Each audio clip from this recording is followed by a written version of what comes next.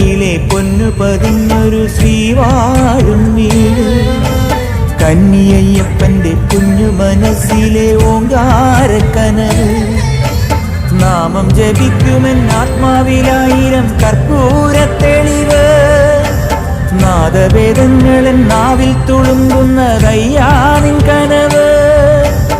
ഇരുമുടിയിലെ ഇഹപരമത നീക്കി നീയാറാട്, ഇറ്റിറ്റു വീഴുന്ന തൂമഞ്ഞു തുള്ളി പോലിന്നെന്റെ കണ്ണീര്, അയ്യപ്പൻ തേനൂലും തണ്ണീര്.